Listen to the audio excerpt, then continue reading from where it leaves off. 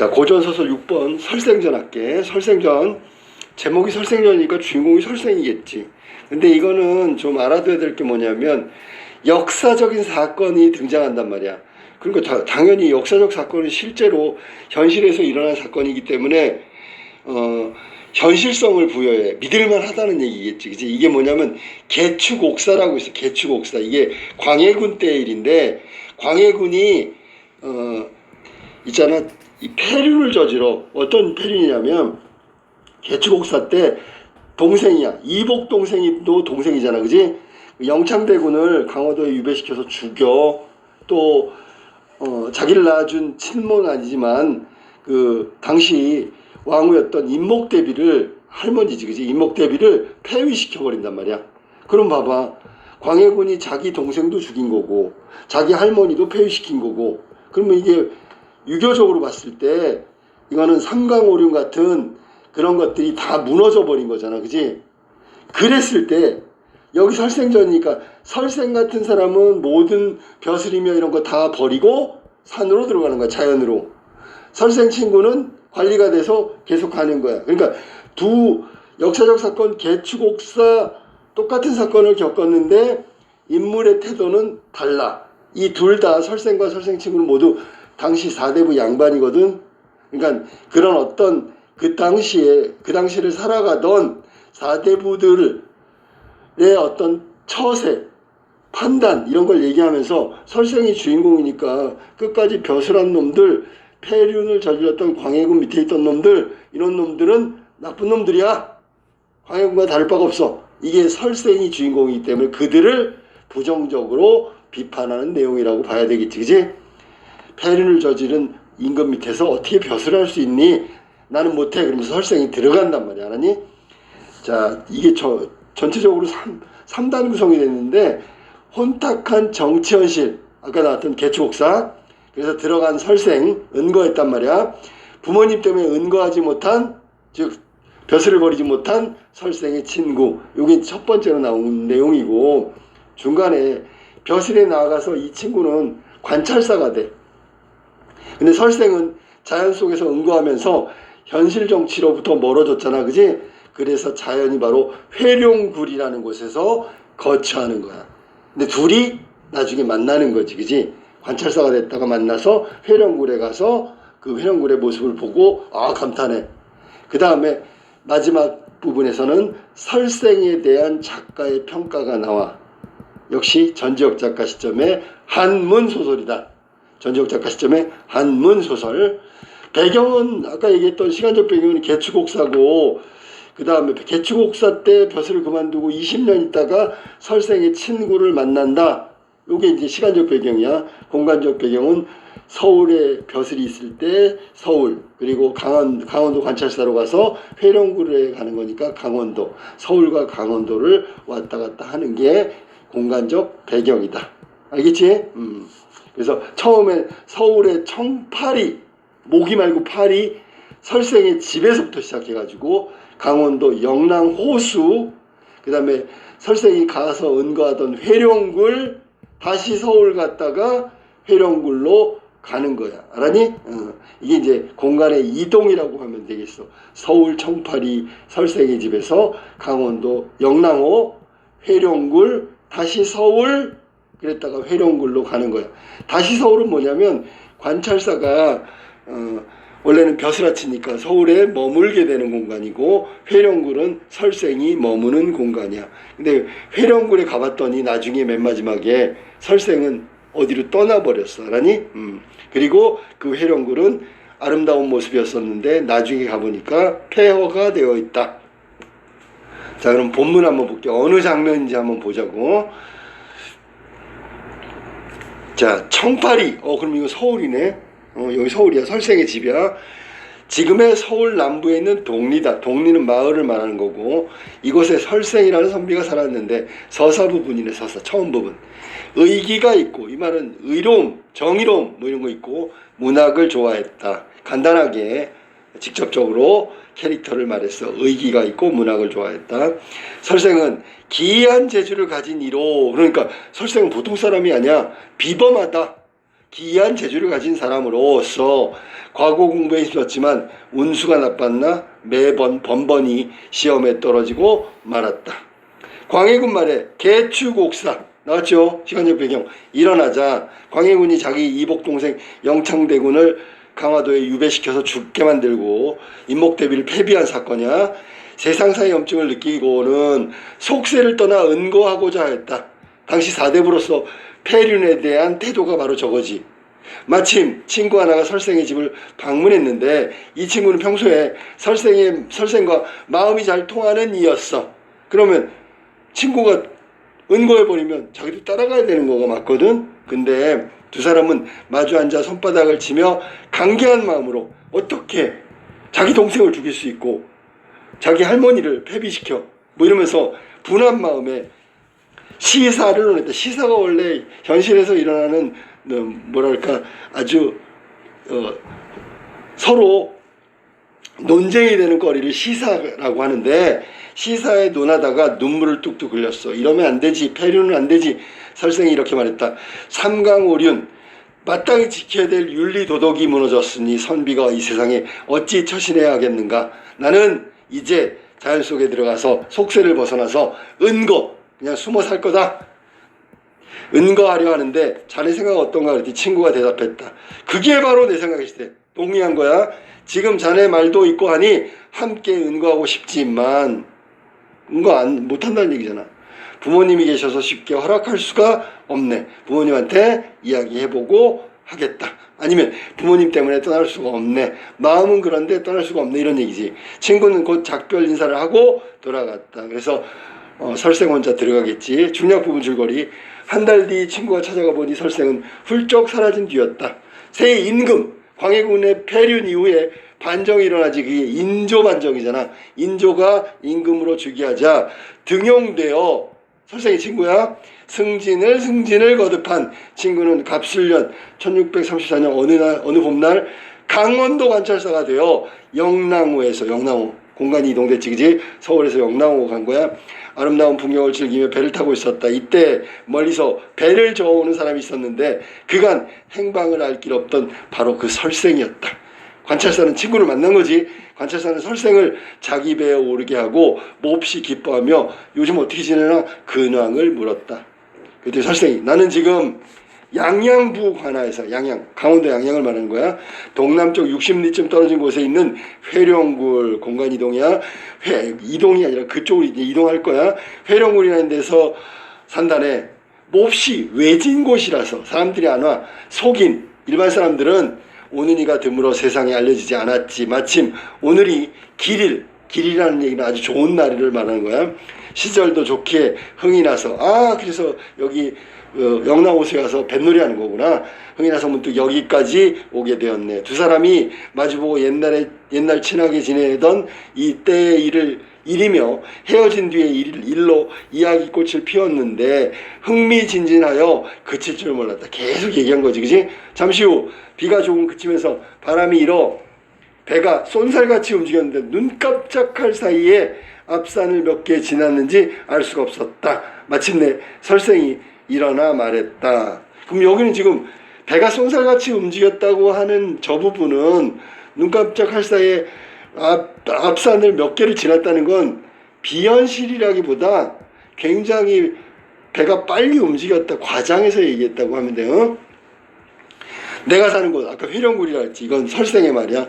여기서 그리 멀지 않네. 땅으로 걸어가면 수십 리쯤 될 걸세. 순풍이 불면 배를 타고 반나절이면 간대. 알아니? 갔다 올 수 있대. 왕복이야 그것도.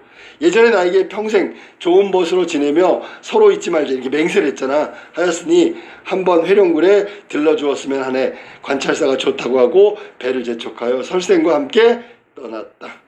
결국은 초대한 거지 그치? 자기가 사는 회령굴로.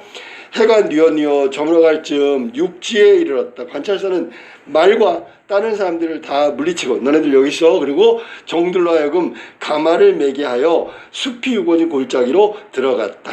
어디 가는 거야? 회령굴 가는 거지. 험한 길을 힘들게 몇 리 걸어가니 푸른 벼랑이 우뚝 서 있었다.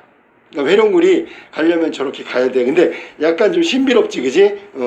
푸른 벼랑이 우뚝 서 있어. 저절로 그렇게 깎여 모양이 기기묘묘했는데 높이가 수십 길, 한 길은 사람 키라고 생각하면 돼. 되어 보였으며 가운데가 벌어져 있었다. 마치 뭐 반지의 제왕에 나오는 그 입구 같아요. 벼랑을 둘러싸고 좌우로 콸콸 물이 쏟아지며 물과 바위가 부딪히는 소리가 메아리 쳤다. 벼랑 앞에는 문이 하나 있었는데 회룡굴이라고 쓰여 있었다. 문 앞으로는 돌들이 꾸불꾸불 오른쪽으로 가파르게 나 있었는데 좁고 험해서 새들이나 다닐 정도로 다닐 수 있을 것처럼 보였다라고 되어 있는 거야. 자, 지금 회룡굴 찾아가는 거지 계속. 근데 앞에 모습이 마치 이상향 같은 느낌이 들어. 신비롭단 말이야. 회룡굴 입구에 보면 가는 과정에서 보면 바위며 뭐 절벽이며 벼랑이며 문까지 꾸불꾸불 그 가파른 길 뭐 이런 거. 자, 두 사람은 벼랑의 벌어진 곳을 지나 칡넝쿨을 붙잡거나 등나무에 매달려 앞으로 나갔으며 어깨를 구부려 회룡굴 안으로 들어갔다. 여기까지가 이제 회룡굴까지 도착한 거야. 근데 가는 과정이 쉽지는 않아. 알았니? 힘들게 해서 간 거야. 여기가 바로 설생의 집이었다. 자, 굴 안의 땅은 터가 넓어 집이 100여 채나 들어설 만큼 넓었어. 아주. 알았니? 이제 오는 과정에서는 이런 공간이 있을 거라고 상상도 못했지. 그치? 집들이 질비하게 늘어서 있고 토지가 비옥했대. 그러면 살기 좋아? 그렇지. 살기 좋지. 풍요로워? 풍요롭지. 외부 세계와 단절되어 있는데 풍요롭단 말이야. 이 말은 외부 세계와 연결이 안 돼도 스스로 자급자족이 가능한 공간이란 얘기야. 비옥했대, 토지도. 물에서는 물고기를 잡고 산에서는 산나물을 채취할 수 있었으며 뽕나무, 배나무, 밤나무 등의 나무도 많았대. 그럼 이게 풍요로운 회룡굴 안의 모습이지, 그지? 아마도 옛사람이 일컫던 도원, 귤주 모두 이상향을 말하는 거겠지. 도원은 도화원기에 나오는 우리가 그 별유천지 비인간 뭐 이런 얘기 하는데 그 별천지에 해당되는 거고, 귤주라는 거는 원래 실제로 중국 황하 그 밑에 있는 섬인데 굉장히 풍요로운 곳이고 귤이 많이 난다. 그래서 귤주가 된 거야. 아무튼 둘 다 이상적 공간, 풍요로운 곳을 말하는 거야. 바로 이런 곳이리라 생각이 들었다. 그러니까 지금 설생의 친구가 회룡굴에 갔더니 완전 도원과 귤주 같은 곳이야 라고 느낀 거야. 설생이 관찰사를 인도해 가지고 마루 위에 오르게 하고는 아이들을 불렀어. 거기 사는 아이들. 자, 가서 채소를 뜯어서 담아 내거라. 관찰사가 먹어보니 맛이 담백하면서도 달고 속세 음식 맛과는 전혀 딴판이다. 그러니까 여기는 탈속의 공간, 이상적 공간이라는 걸 말하고 있는 거지. 음식마저도 이윽고 두 사람은 아름다운 나무 그늘 아래 앉아 있기도 하고 물가에서 물고기를 잡기도 하고 숲속을 거닐기도 하고 연못을 산책하기도 하고. 산보가 산책이야. 물고기와 새들은 사람을 두려워하지 않았고. 그래서 물고기와 새들 괄호묶고 볼까? 사람 괄호묶고 볼까? 자연과 인간을 말하는 거고, 자연과 인간이 조화롭게 이루면서 조화를 이루면서 살고 있는 공간이네. 그 다음에 구름과 안개가 마음을 즐겁게 했다. 경치도 그렇고 먹을 것도 그렇고 산봉우리와 수석의 괴이하고 이상하고 웅장한 모습이 사랑스럽고도 볼만하여 아침 저녁으로 1000만가지의 변화무쌍. 변화가 있잖아. 자, 똑같은 게 없어. 쌍이 없어. 그러면 다 다르다는 얘기잖아. 그게 변화무쌍이야. 하니 모습을 보여주니 결국은 설생하고 관찰사가 즐거운 시간 회룡굴에서 보내면서 보게 되는 풍경 뭐 이런 모습들이야. 여기까지가. 셈을 잘하는 사람이라도 그 모습이 몇 가지로 변하는지 헤아릴 수 없을 지경이다. 그러니까 보는 것마다 다양하게 변화하는 모습, 그러니까 같은 게 없다는 얘기지. 관찰사는 기쁜 마음에 돌아갈 것을 잊고 며칠을 회룡굴에서 머물렀다. 관찰사가 마침내 떠날 차비를 하고 작별 인사를 하며 설생에게 농담이 건네서, 농담이야. 산수가 맑고 기이한 곳에 사는 것이야 은자들의 본래 그렇다지만, 자, 숨어 사는 선비들은 산수가 맑고 기이한 곳에 살겠지. 자네는 서울에 집도 있고, 야, 미안, 자네는 집도 이렇게 부유하고 산속에 살면서 어찌 이렇게까지 될 수 있단 말이야 라고 얘기하는 거야. 그러면 여기는 지금 농담으로 이로 회령구에 살고 있는 설생에 대해서, 야, 보통 은자들은 기이한 곳에 사는데 너는 기이한 곳에다가 플러스 부유해. 야, 너 이거 이런 걸 뭐라 그러지? 비단 위에 꽃을 더한다. 금상첨화. 좋은 것인데 더 좋은 곳까지 있네. 이렇게 얘기한 거야. 농담으로. 응? 그러니까 은자들은 기이한 곳에 살고 사실은 부유하지 않거든. 근데 설생은 기이한 곳에 살며 부유하기까지 하네 라고 농담을 하고 간 거지. 이거를 금상첨화라고 한다. 비단 위에 꽃을 더한다 그런 뜻이고, 좋은 것 위에 좋은 거네. 설생이 웃으며 말했다. 내가 논일며 오가는 곳은 여기뿐이 아닐세. 그러면 회룡굴 같은 다른 공간이 또 있다는 거지, 그지? 세상을 벗어나 살게 된 뒤로는 내킨 대로 산수를 여기저기 돌아다녀 유람하며 다니는 것을 몹시 좋아해서 하루도 안 다닌 적이 없지. 그러니까 막 자연을 벗하며 여기저기 돌아다닌 거야. 계속 서쪽으로 속리산에 기이한 경치를 찾았고, 이게 회룡굴 말고, 강원도에 회룡굴 말고 또 속리산에 또 이런 거 있고, 북쪽으로는 묘양산에 아름다운 풍경을 보았으며, 남쪽으로는 가야산, 이거 경상도에 있는 거지, 오르고 전라도 지리산을 넘어 우리나라 산천 중 기이하고 빼어나다고 소문난 곳이라면 그 절반은 내가 다 가보았을 걸세. 그러다 마음에 맞는 곳을 만나면 풀을 베어 집을 짓고 산비탈을 깎아 밭을 만들었지. 정착. 그렇게 2년도 살고 3년도 살다가 실증이 나면 또 다른 곳으로 옮겨가 살았어. 이런 까닭에 내가 있었던 거처 중엔 산이 기이하고 물이 맑으며 아름다우며 밭이 넓고 집이 좋기가 여기 회룡굴보다 10배나 더한 곳도 여러 군데 있다네. 여기 말고 빼어난 경치 살기 좋은 곳은 더 있어. 다만 세상 사람들은 그런 공간을 모를 뿐이지 라고 얘기한 거야. 알았니? 여기뿐이 아니라는 걸 얘기한 거고, 자기가 그런 곳에 살게 된 거는 여기 자연을 유람하는 걸 하루도 쉰 적이 없기 때문에 그렇다. 마무리. 관찰사가 그 말을 듣고 기이하게 여기며 오래도록 탄식했다. 관찰사는 이별을 기념하여 시 한 편을 지어 설생에게 주었다. 그리고 이렇게 말했어. 훗날 우리가 살던 서울로 나를 찾아와 주게. 그러면 다시 만날 수 있지 않을까? 그렇게 약속하고 떠났다. 3년 뒤 시간의 경과 설생이 서울에 가 관찰사를 찾았어. 약속을 지킨 거지, 그지? 관찰사는 마침 이조판서, 승승장구하고 있네. 설생에게 벼슬을 아니구나. 이조판서로 있었고, 이건 맞고 벼슬이 올라갔고, 설생한테 그만 은거를 그만두고 벼슬할 생각 없나? 그래서 벼슬을 주고자 했다. 하지만 설생은 벼슬을 수치스럽게 여겨 세상으로부터 달아나 다시는 나타나지 않았다. 그러니까 이제 흔적을 찾을 수 없는 거야. 완전히. 그 뒤 관찰사가 예전에 갔던 그 회룡굴이라는 곳에 다시 가 보았지만 그곳은 이미 폐허가 되어 있었고, 설생이 어디로 갔는지는 알 길이 없었다. 벼슬을 거절하고 떠나버렸단 말이야. 완전히 숨어 사는 게 되는 거지, 그지? 자, 그러면 이 설생전 고전소설은 실제 지명들이 나와. 영랑호라든지 양양이라든지, 현장감이고 현실감이야. 청파리도 나왔지, 그지? 서울 청파리도. 그 다음에 이게 이제 순행적이라는 게 뭐냐면, 시간 순서가 순행적이야. 순행적. 그 다음에 인물은 처음부터 끝까지 변하지 않아. 이걸 뭐라 하냐면, 설생은 끝까지 설생처럼, 설생의 친구는 끝까지 설생의 친구처럼. 그러면 이걸 평면적 인물, 캐릭터 변화 없음, 평면적 인물이라고 하는 거야. 그 다음에 실제 역사적 사건, 개축옥사, 인조반정, 그런 것들이 나와서 배경이 된 거야, 소설에. 자, 그 다음에 원래 둘 사이는 친구 사이였지만 나중에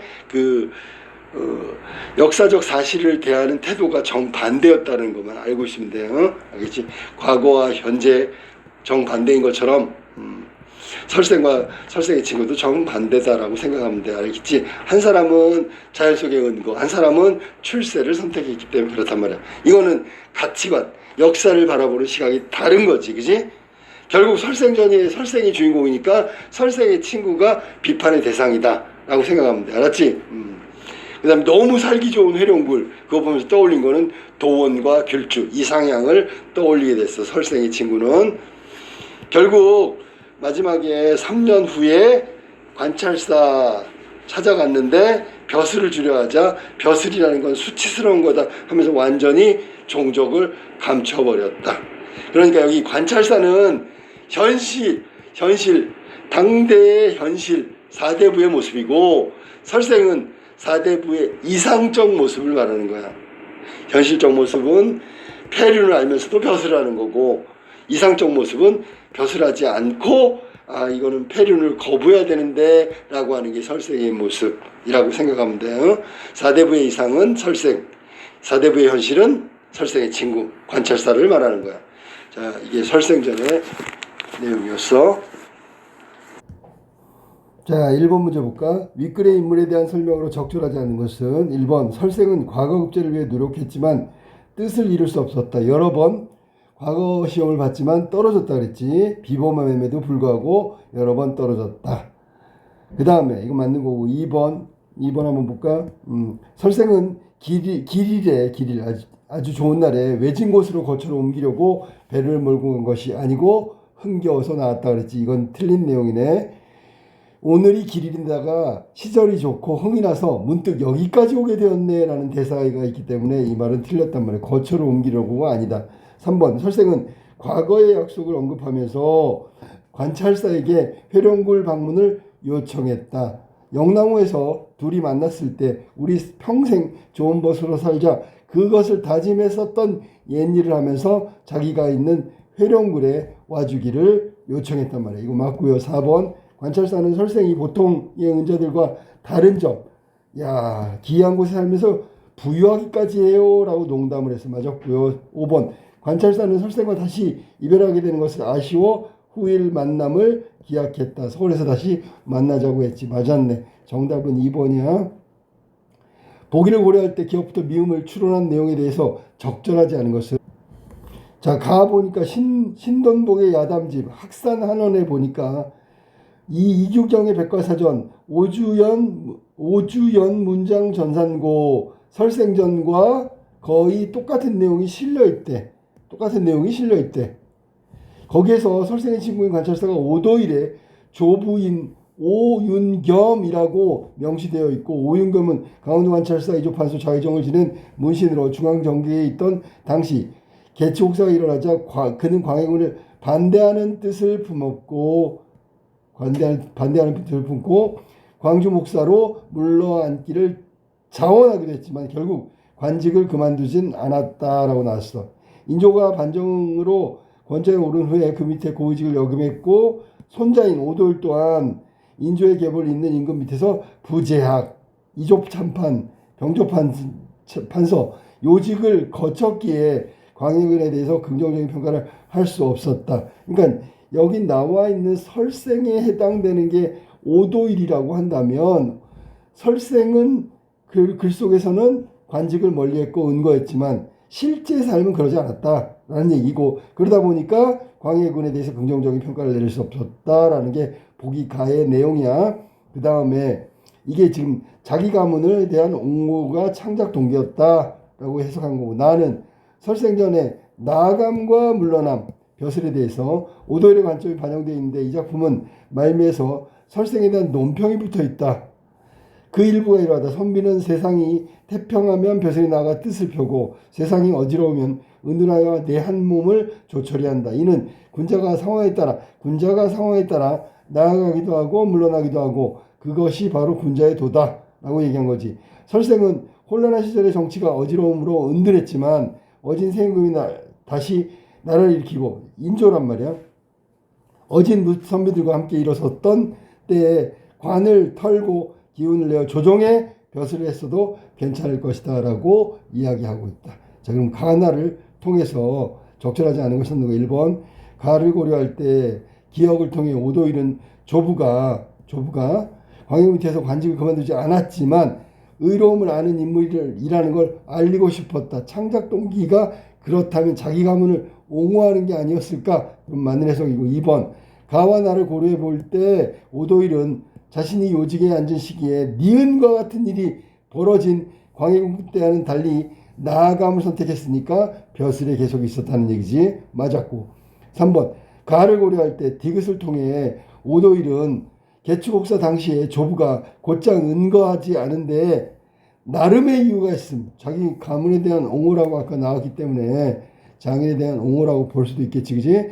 결국은 벼슬 자리에 남아있던 게 불의한 현실을 접하고도 은거하지 않고 벼슬에 남아있던 것이 부모 봉양이라는 불가피한 이유가 있다면 어쩔 수 없는 거 아니야. 옹호하고 있는 오도일의 모습이라고 봐야 되겠지. 4번 나를 고려할 때 리을로 보아 오도일은 설생의 어지러운 세상에서 물러남 대신에 태평한 세상으로 나아감을 선택하기를 결심을 보여준다. 자, 그렇다면 수치스러워하지도 않았겠지요. 틀렸네. 결국 종족을 감추고 벼슬하는 것에 수치스러움을 느꼈기 때문에 나아감이 아니라 물러남을 계속 유지했다라고 보는 게 맞겠지. 5번 나를 고려할 때 오도일이 생각하기에 미음은 어진세 임금 인조라고 그랬죠. 아까 설생이 받들여도 좋을 법한 임금이 아니었을까. 광해군에 대한 부정적 평가에 반대가 되는 거겠지. 정답은 4번이고 물러남을 계속 유지하는 게 맞다라고 얘기해야 되겠지. 자, 마지막 문제 3번 보기에 참고하여 A를 이해한 내용이다. 보기 조선 문인들은 직접 산수를 유람한 뒤 유람의 경험과 자취를 기록한 산수유기를 남겼는데 이러한 여건 때문에 극소수 선비만 유람의 즐거움을 누릴 수 있었던 당시에는 많은 사람들이 사랑채에 누워가지고 타인의 산수유기를 읽으면서 산수를 간접 참여하는 와유를 즐겼다. 와유. 누워서 유람하는 와유.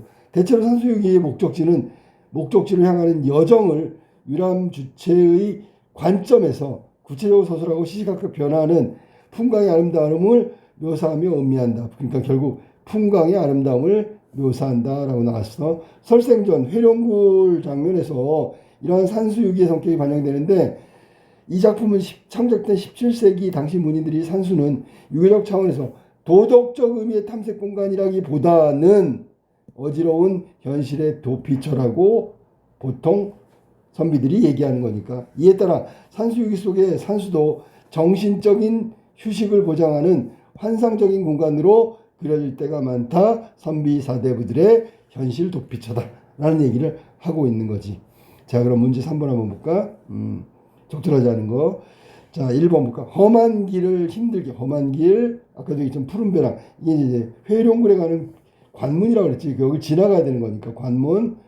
진술은 산수유기의 목적지에까지의 여정을 드러내는 거지. 여정. 어떻게 해서 회룡굴까지 가는지를 관문을 통과하고 신비롭고 몽환적으로 그려지고 있다. 맞았고 2번 옛사람이 읽었던 도원, 귤주 다 이상향이고 관찰사가 산수를 간접 체험하며 와유를 즐기는 모습에 해당된다. 틀렸지요.